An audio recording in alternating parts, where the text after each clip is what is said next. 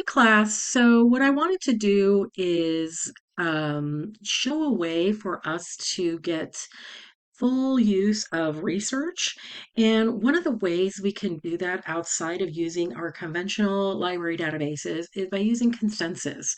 So Consensus is this great app that will basically serve as almost a generative AI, kind of like ChatGPT, but the difference here is that it's really focused in on research articles and finding credible evidence for areas such as literature that we have been focusing on.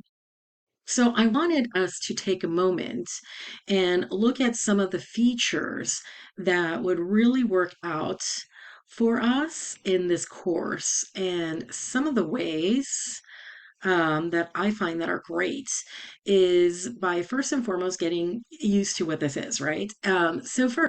Just know that you have a home page, you have a history page, and generally speaking, everything that you search will end up here. You can even try to, when you have a thread over here, you can generally have your own space where you kind of put them in favorites or create a new space for researching. So, for example, we also have the addition of filters.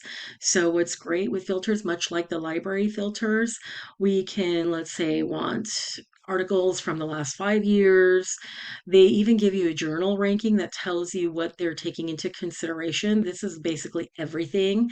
I would always toggle open access because you don't want to stumble upon something where, you're not going to be able to pretty much utilize anything. So let's just say we put three filters in.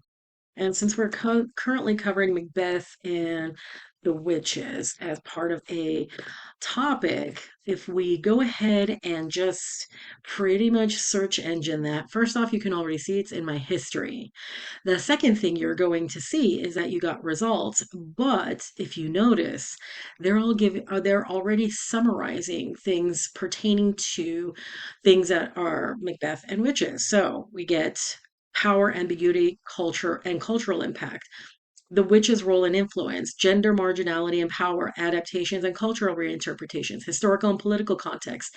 So if you notice, it subcategorizes for you and tells you the different articles, also given in a longer list, which is great because, for example, if you are wanting to go into Agency of the Witches and language in Shakespeare's Macbeth, let's click on it and see where this goes. Well, first and foremost, you get an abstract, which is great. As the abstract, as we know, it summarizes, is this going to be useful?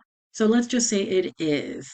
And what's also great, just moving this a little bit up, is down here you get to save this. If you need to save it, you can create a list, my favorites, and on top of it you get to cite the paper and to share the paper. So you could copy the link and save it for later.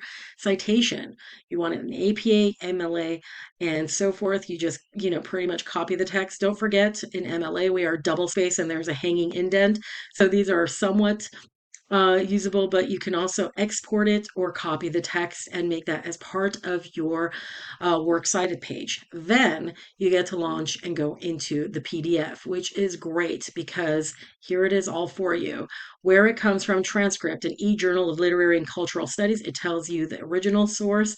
It gives you the full PDF, and there you can pretty much utilize out of that 27 pages what you will need for this particular essay. And you have the assurance that everything in this database will be some kind of a scholarly or reputable, credible source for your papers.